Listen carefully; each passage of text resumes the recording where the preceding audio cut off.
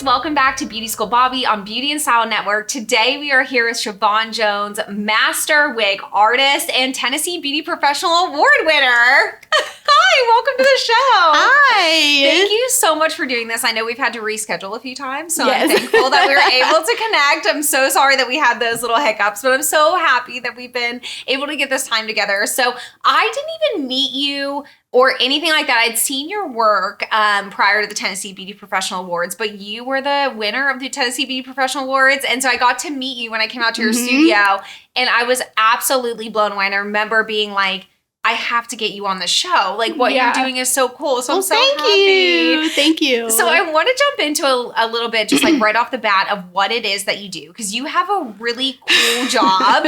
You have a job doing something that I know you love. And there's so many different like sides of it. So tell us what you're doing right now currently in the industry. Yes. So currently now I own a business called the Mighty Wig.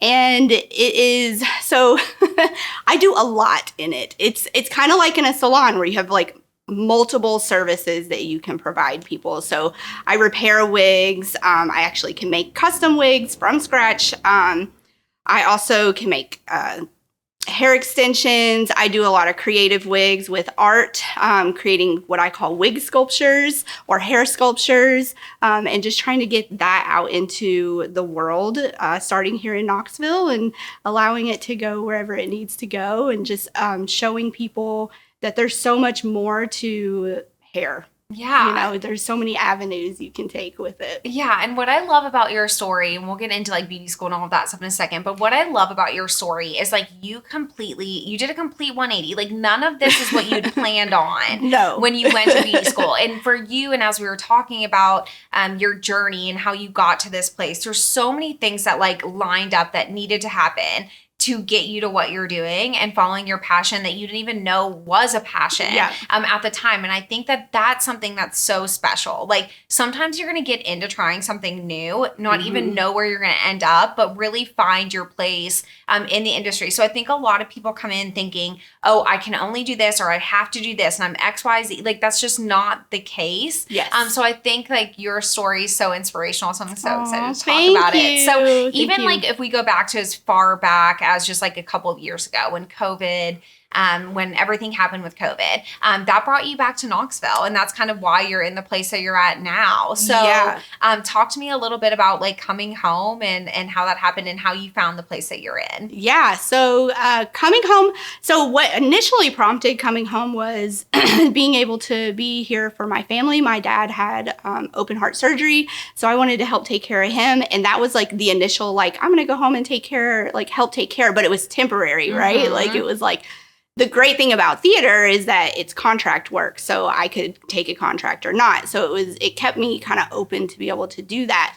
And then as soon as I got here, the pandemic hit, and it was like, okay, well now I had 2 contracts lined up that ended up getting, retracted and not working out. And so it sent me in at first, like kind of in a depression, because like I started to see like Cirque Du Soleil filed for bankruptcy. Broadway kept like extending their closing time, and small theaters, small theaters already have a struggle.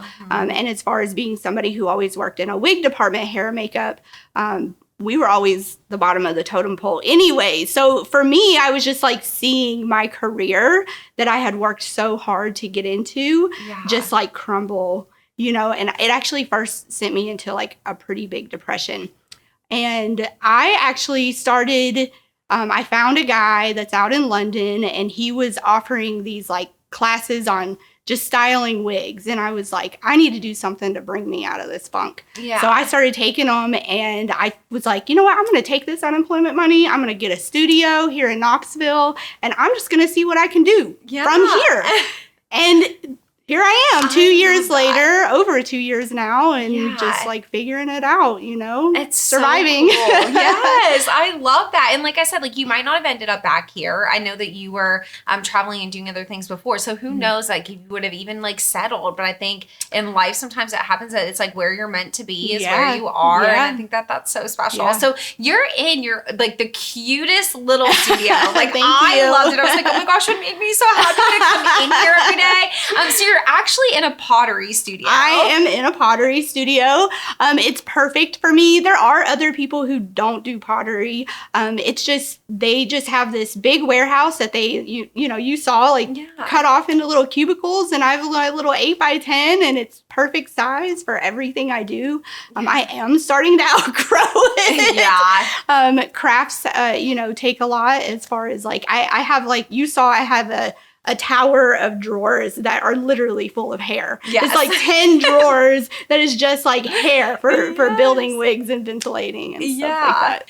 So you're at the Mighty Mud on Central in Knoxville. So if you're in the area, definitely check it out. There's so many other local artists that are there too that will sell their pottery and different things. So I love that you're there and close, and it's so cute. I definitely think everyone should check it out. But talking about you getting into the industry, so you graduated beauty school in 2003, correct? Exactly, yes. Awesome. And you went to Tennessee School of Beauty, so you had that experience. Yes. What was it that made you go into the beauty industry initially?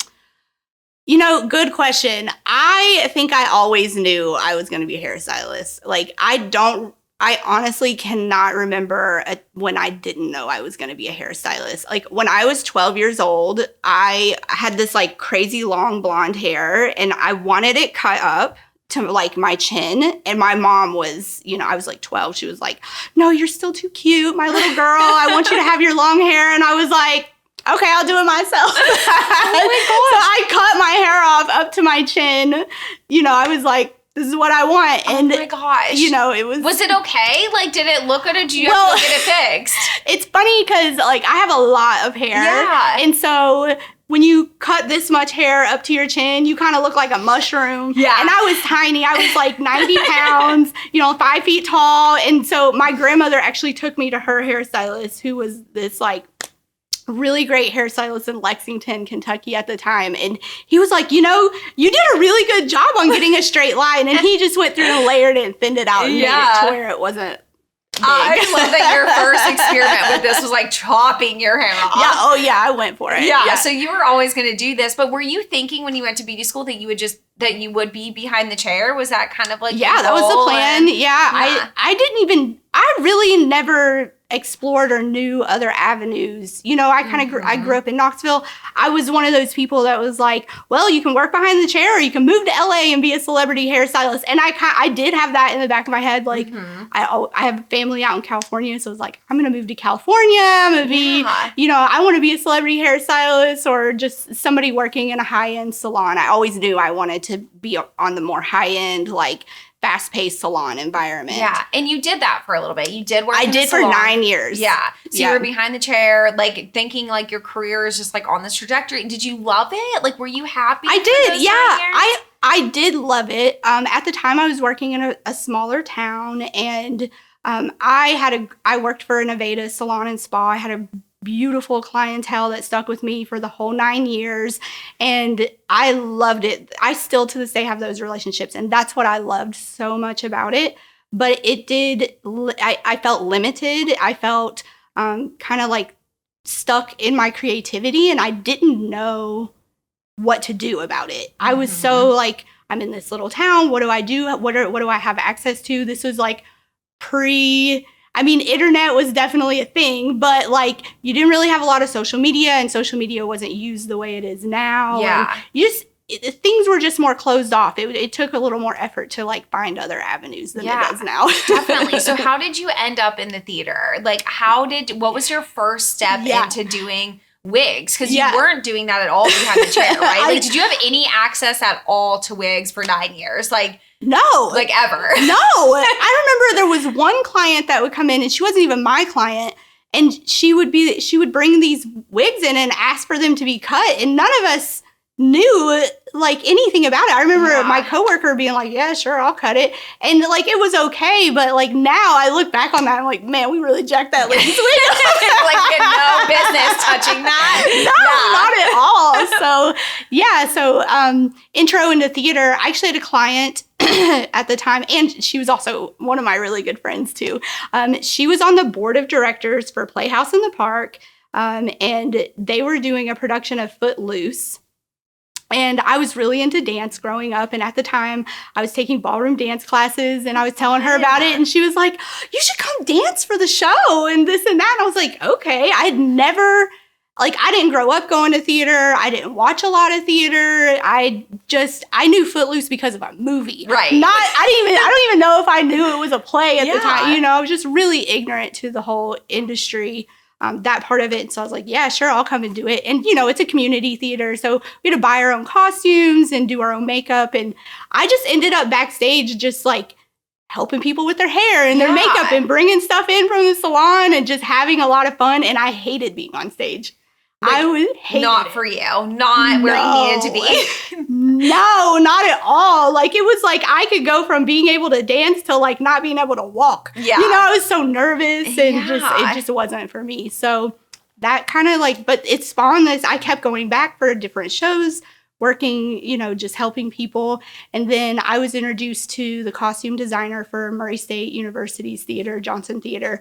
And she just asked me if I would want to like help her out. And I was like, yeah, sure. You know, I'll do whatever you want. And that's where all the experimenting, she asked me to create some wigs out of paper and feathers. And I just like created these like sculptures for her. And actually from there, I was asked to go to the Southeastern Theater Conference down in Atlanta, Georgia, and teach about this like alternative path to hair on the stage. And I was like, I don't know anything about this. Yeah. I've done these 3 wigs and yeah, they're great, but you know, okay, sure, why not, you know?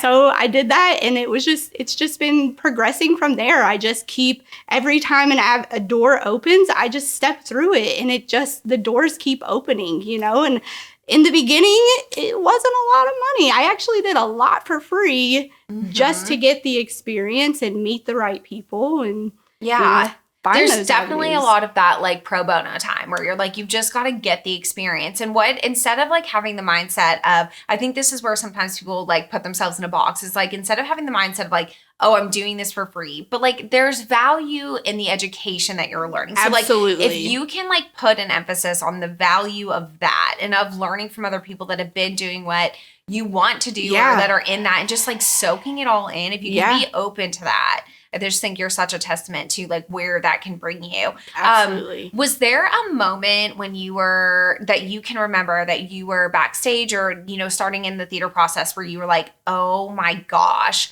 this is what I'm meant to do? Like, was there a moment that you were like, theater, like this is it for me? Yeah, for sure. I mean, I think the first moment that's a big question. Like I'm like, it's like I'm having all these flashes of times where I'm like running a track or doing a wig or whatever. And like, I'm just like, I love what I do. I'm loving this. Like, this is exactly like, there's hundreds of those moments. And God, maybe the first one would have been in that community theater when, you know, it was the 80s. So the hair was super fun and big and bringing out the crimpers and, you know, so I think that. Just like the creative side. And I remember when I made those wigs, the production I made them for was Into the Woods by Stephen Sondheim. And I had never seen that show until I created something for it. And it was just so much fun. And I loved the music and I loved that like this industry was taking these alternative routes to these like really messed up ideas of, I mean, I don't know if anybody's seen Into the Woods, but it's like really messed up ideas of like, you know, fairy tales that we're all told as kids. And Stephen Sondheim comes in and like changes the game. And I'm like, whoa, this is great. I love this. Yeah. And then now I also get to create something that fits this storyline and makes sense. And it was just. You just fell in love with it. Like, and still to this day, like sometimes I loved working behind the chair.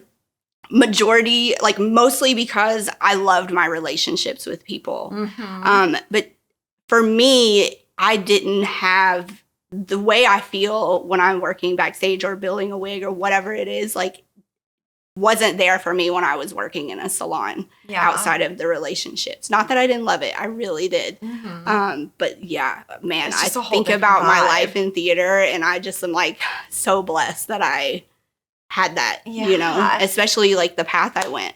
It's very... So let's go through a list of like everywhere that you've lived doing this, because you've traveled a lot doing this. So you've lived in Las Vegas. Yes. And you worked on the Cirque Du Soleil show, correct? I worked on Cirque du Soleil. It's the Criss Believes show. Mm-hmm. And then I also worked on the strip for Steve Wynn's Showstoppers, which was like a Broadway review. We had like a full orchestra, 36 dancers, 6 singers, and we changed full costume, wig, sometimes a little bit of makeup between every single track. And it was, I mean, like, fast. So it's fast. the fastest show I've ever worked. We had 135 wigs, and sometimes we would have 90 seconds to change 5 wigs, and at the same time we're changing their wigs, they're getting their costume changed. It's like a whole choreographed dance backstage. And oh man, that was great. Yeah. Do you miss that, like not being in that fast-paced environment now? Yes. What are you feeling that like absence with? Is there anything that you can, or is it just like you just have to be in that? That's the only thing I would say that. There's really not anything that's filling the fast-paced part. But as far as the creativity, that's why I'm doing a lot of these creative wigs and trying to create art exhibits and just putting myself out there as an artist. Mm-hmm.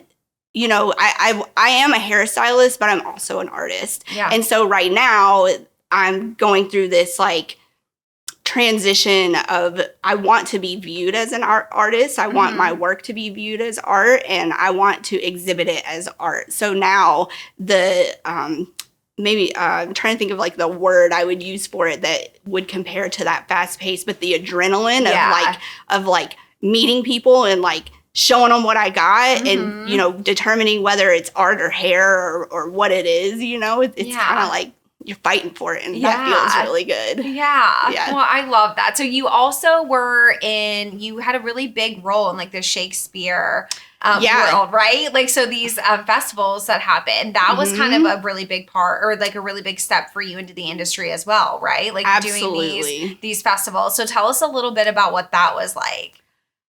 That was great. I think Shakespeare is like, you're dealing with a lot of, period hair. And so it really opened my eyes to like the history of hair and like what hair meant throughout history, what it looked like throughout history, why it was what it was throughout history, how it came about.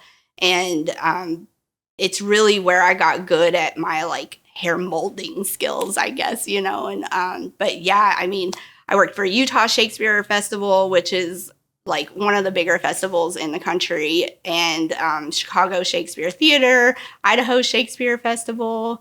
I think those are the 3 that I can think of right now. That's so cool. And so you just have traveled literally all over the world at this point. Yeah. Like it's taken you just from Knoxville to everywhere. Where is like your favorite place that you've been able to go work?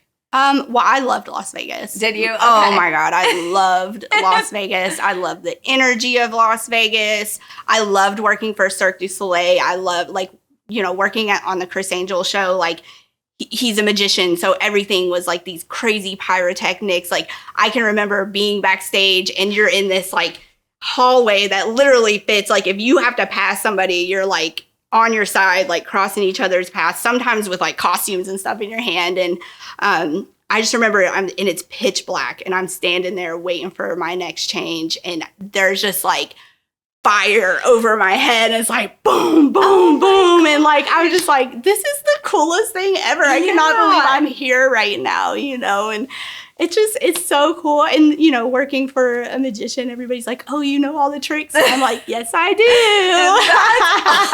Awesome. I also signed a piece of paper that says they will take everything from me if I tell you. Yes. Oh my gosh. I think that's so fun. I know everyone's like no more than 48 hours ever in Vegas, but how long did you live there? 5 years. What is the difference of like how much were you on the Strip when you lived there?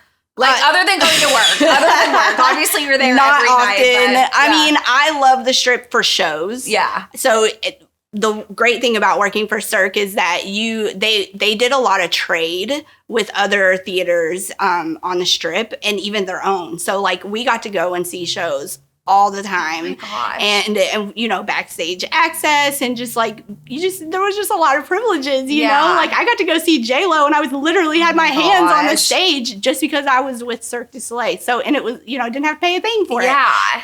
So see, those are the benefits. Those and that's kind are of what we're the saying, big is like benefits. the other doors open, or you get these opportunities to have these really great experiences that would have cost you a lot of money if you would have been, you know, paying for that. So I mean, we were talking before we started recording, but you've met Lady Gaga. Like you got to get your picture taken with Lady Gaga. Like can't even like handle that that's real life. But there are just so many things that come along, you know, with allowing yourself to step into the doors, like you said, that that are presented to you. So how much creative freedom do you have when you're working on a show like that? Like as like working on these wigs, are you in talks with like the costume designers and saying like, hey, I want to do this? Or is it more, this is what you're doing and we need you to do this? Okay, great question. So it depends. When you, so the bigger shows on the Strip, like Cirque and Showstoppers, like those are what you would call like corporate theater, right? Okay. They're pretty big. There's a lot of people that I don't even know exist, you know, ahead above me that are making a lot of decisions creatively. And so there isn't that that's kind of like the downfall is you do get a lot of that creativity taken from you. But it makes up for it in other ways, you know, like the HODs, like working for Cirque du Soleil, a lot of their costumes and wigs and stuff are built in Montreal. At that point, I don't think they are now. I think they actually have a studio in the U.S. now. But at that time, it would all be built in Montreal.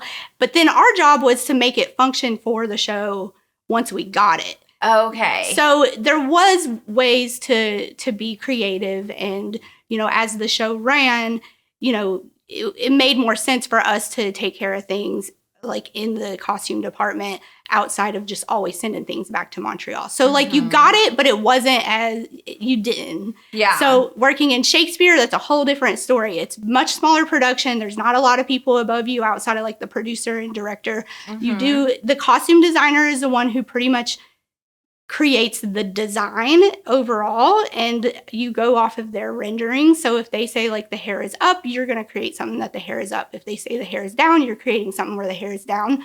But outside of that, a lot of that is like, what is your interpretation of the hair being up that goes with that costume? And you do have to, there is a lot of collaboration with the costume designer. And ultimately, in most smaller shows, they do get a lot of the say.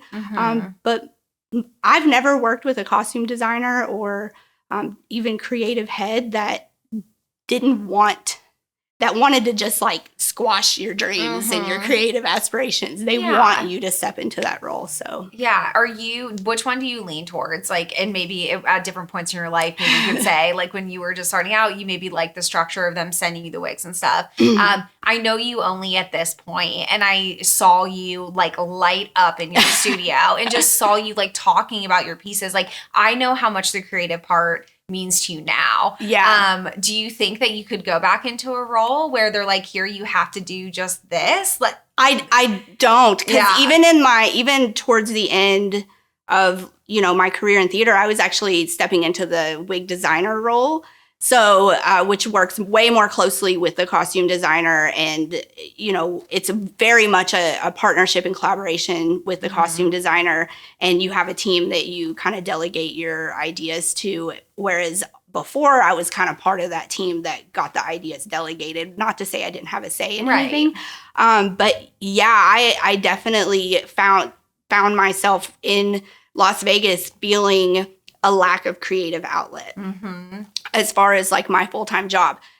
I did a lot of side production work. So like, you know, I was finding ways. I mean, like it's a hustle. Yeah. I literally had like 6 jobs. You know, I had my full-time show that I would work, and usually was like, you'd go in at like 2 or 3 and you get off at midnight. But then there were those hours and 2 days off a week that you could do other things. And I did that. So I found it. I think so much of what got you to be as successful as you are in this. I don't know. I mean, I think when we talked before, you said like more of a traditional path. If somebody was going to work in theater, the way that you did is they'll go to like theater school and then maybe beauty school, maybe like I think that you were saying that it's kind of that you learn on the job and you kind of work your way up. Absolutely. I think like so much of the reason as to why you found the success is because you've worked so hard.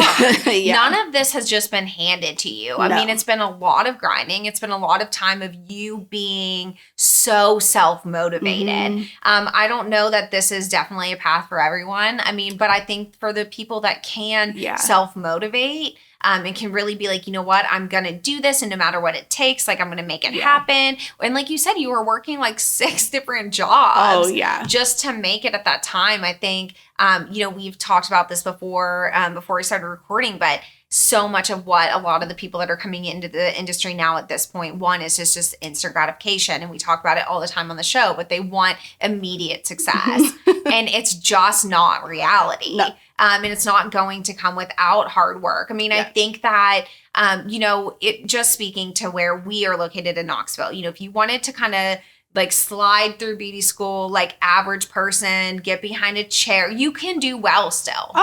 You can do just fine. Absolutely. But I think that to be able to get the bigger opportunities, it is going to take somebody that can make it happen for themselves. Absolutely. Even if you're trying to stay in the traditional path of being in the salon, like getting into some of these bigger salons, you got to prove yourself. You know, they're going to start you off sweeping hair. Yeah. I mean, the Aveda salon that I started off in, like they were by no means a big salon, but they were a very nice salon and had very high standards. And, you know, I started off doing pedicures, you know, and I had no interest in nails. But it's what you did to keep your job and build your clientele, you know, because it never failed. You'd be talking to somebody and they'd be like, oh, well, you know, maybe you could do my hair, you know? So, yeah, I mean, and I know if somebody wants to go the celebrity stylist path, like that is a grind. Like what I did, like, was a grind. It's a totally different grind. I mean, you're really schmoozing a lot and you're working after hours. And I mean, the salon hours are no joke. Yeah, it's not. And a lot of people think that it's the easy way out. And it's just a lot of hard work and it's hard on your body and all of those things. I just think it's so good to come into this with an idea of like, I'm not gonna snap my fingers and have this all handed to me. Like I like telling stories where, you know, like it's been like not an easy path for sure. I mean, there's so many highlights and great moments, but it's definitely there's been tears. Yes. There have been tears. I mean, like I can think of it like my job at Showstoppers. That job was, I have never cried so many times at a job, but I've also never laughed that hard at a job. Yeah. You know, it was like, you just had a lot going on. Yeah. You had a lot of people that you were working with. Yeah. And even though the fast pace, like you said, with it being like kind of so structured behind, like you have to make this step happen, like it's very structured, but in a very chaotic way, I'm sure. Oh, for sure. Yeah. Yeah. So let me ask you now. So back in Knoxville, you're doing your wig stuff. I know you're doing, like you said, a lot of like the more artist side of things. What is ahead for you? What are you working on right now? And what do you kind of see yourself doing? Do you think going back into theater is something to work in a specific theater? Is that something you want to do? What's on the horizon for you? You're like, no, back there. Not to say I wouldn't. I do some shows and stuff for Clarence Brown Theater here in Knoxville. So like, yes, theater is still a passion of mine. I still want to work in it. I'm not going to pursue it the way I have in the past. Now I'm really pursuing art. I'm pursuing being able to work. A lot of photographers are who my clientele has become, or the people that I'm collaborating with a lot, doing more of fine art photography, creating these looks together. I would love to get in editorial work. The way I usually go about things is I don't try and set myself this like, you know, goal 10, 5, even a year down the road. It's like, these are ideas that I would, you know, if that door opened, yes, I would step through it. But right now I'm just trying to legitimize like that this work is not just a craft. It's also an art, as far as, you know, building these structures. I mean, it's not just hair, you know. I also have so many exhibition ideas of trying to bring light to hair through culture or like through history, and just bring history alive through hair and through these like sculptures that I'm building, and just, you know, have something to say about it, because so many people, there's a lot of emotion when it comes to hair. Yeah. You know, like if you get a bad haircut, if you accidentally get it over processed, if you know, if you go through chemotherapy, if you at some point in your life start to struggle through alopecia or whatever it is, like I always hear this very invalidating phrase, it's just hair. And it's not. Yeah. And you can look through history. Yeah. Centuries. It is not just hair. Yeah. It has meant so much to us, especially women, but also men too. Yeah, absolutely. And I just want to use my platform of art to kind of bring that to the surface, while also like supporting and validating people who struggle with hair loss. Because, you know, I do also still work a lot with, you know, people wearing wigs. That's actually how I pay my bills. Yeah. So I wanted to talk to you about that, because there's this other side of what you're doing as well. And I wanted to kind of put out some resources or ask you what people can do to donate hair and to do those kinds of things. Like, what organizations do you work with? And let's talk about a little bit of like the work you're doing for people who are actually wanting wigs for hair loss, whether through chemo or just through, you know, so many other circumstances. I mean, even through pregnancy and stuff like that, there's hair loss. So talk to me a little bit about that. Yeah, so I work a lot with people. So as far as hair donation, I do take hair donations. I also work with Wigs for Kids as far as like donating hair, if that's where people want the hair. I'll send the hair wherever anybody wants it to. If they want to come to me and I'll chop their ponytail off and they say, I want to send it somewhere where I know it's going to get used right away, I'll do that for them. Yeah. I take hair donations right now. I still have like a box of ponytails waiting to kind of figure out what path. It's such a weird thing to say. I like that we're just going to breeze over that. I have a container full of ponytails. And I have everybody, I have the name of everybody who's donated to me, their phone number and their address, because you just made it weirder. Like, you made it weirder that you're like, I've got this container.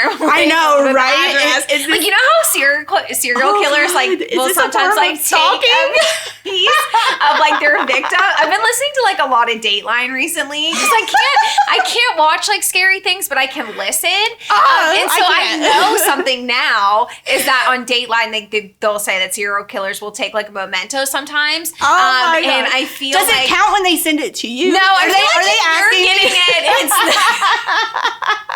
Okay, but back to your container ponytails. My container ponytails. Names and addresses. So I'm at this point, I'm not sure how to go about all the hair donations that I have, just because like it costs a lot of money to make wigs. I want to honor what people's purpose of donating is, and so I've been talking to lawyers and also people who are experts in the nonprofit field, and just trying to figure out what my path is with that. And if at some point I figure out that it's not something that I can do just because I have to feed myself, and then I'll reach out to those people and ask them what they want me to do with it. But that'd be really cool to even maybe have like a nonprofit at some point that you're like, I've definitely started and you're able to help people with. It's on my list of things that I'm learning about. I've been taking a lot of classes and just trying to figure it all out. It's hard when it's just me right now.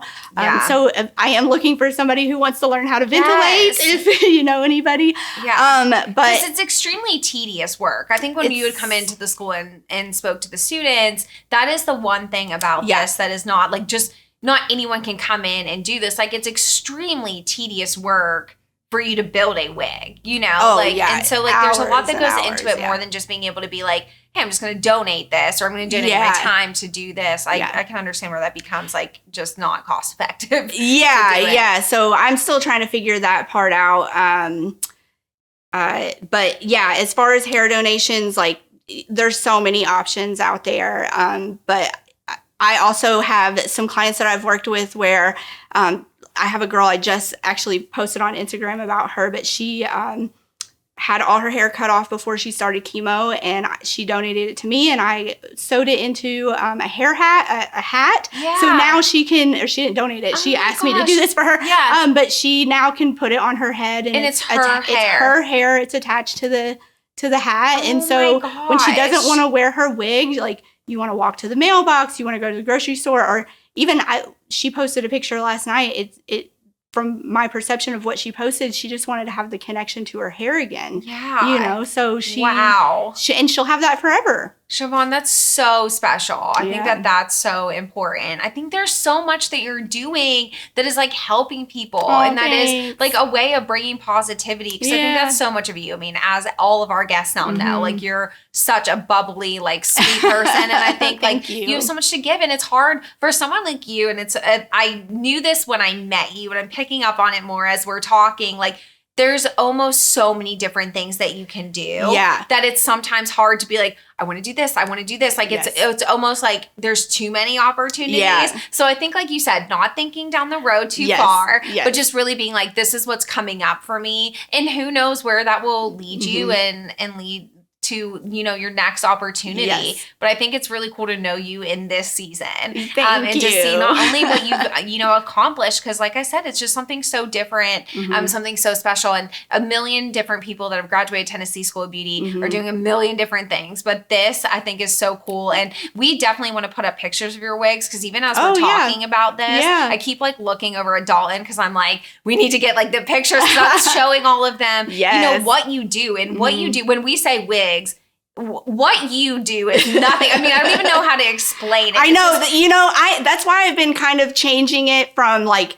so I've been trying to like present some of my work more as art rather than wigs. And I find when I talk to some of these institutions that mostly work with traditional artists, they hear wig and they automatically are like, that's more of a craft or a skill or something like that. And it's like, no, wait, okay, so now I'm kind of in the point of saying like wig sculpture. Exactly. Like, we've got your stuff out there. So like it's just, I mean, that photo right there with the blue hair. Oh, okay, Beauty School Bobbi liked it. I'm just obsessed with this. I think it's so cool. And your art, I mean, this is just so much of like, I guess the way I met you was also seeing the posters of things similar to this on your Instagram. But that style is just so you. Like, thank you. I love it. I think it's so cool. And I really can't wait to see what you do next and where you end up. I hope it will keep you somewhat so here in Knoxville. Oh, it definitely will. This is home. I mean, I never, ever in a million years, I left 2 weeks after my 21st birthday, and I'm 39 now. So I moved this is back the most when I was shocking 37. fact about you. Like, the fact that you were 30, I forgot this. I freaked out about this the first time I met you. Like, it blows my mind that you're 39 years old. Well, thank you. Literally look 20. It's fresh insane. 39 just a couple weeks ago. But it's still something I'm coming to terms with. But like, when I left here, there was nothing inside of me that was like, one of these days I'm going to move back home. I was like, I'm out of here. I'm moving out west. Like, I can't, there's a world out there for me. I can't wait. And now, you know, coming back here, it's like, there's just something here for me, you know? And I was just talking to a lady the other day about, you know, some art stuff that I want to do. And she was like, you know, this might be a stretch for you. I don't know if you want to put this in. And I was this work in for this. And I was like, I have to, because I want to stay in Knoxville. And if I don't put this work in, if I don't find my path and avenue here, then I can't stay here. Yeah. You know, and like, my mom's here, my husband and I have really found our place here. And so it's like, you know, it's just like what I've done through my theater career. You know, I found my place, and I'm going to do it here, I was just thinking the same thing. I was like smiling when you were talking, because I'm like, you are literally repeating like what you did. Like, you have not changed. That part of you has not changed at all. Yeah. And I think that that's so awesome. That you're like, like, even though you've done all these really amazing things, like, and you're back, like, you're not too far above understanding like what you need to do to get what you want from it. And I think that that's so cool. Thank you. you. I love that. Well, we will definitely keep up with what you're doing and connect with you and keep you as a part of all of this. Because like I said, I think what you're doing is so cool. So thank you so much for being with us today. Thank you for having me. Everyone, make sure you go follow sha-von on Instagram at the Mighty Wig, where you can find her and all of her amazing work. Follow us at Beauty and Style Network. Follow me at Beauty School Bobbi, and make sure you click that subscribe button to make sure you are notified when all the episodes come out. And we will see you next time, guys. Bye. Thank you.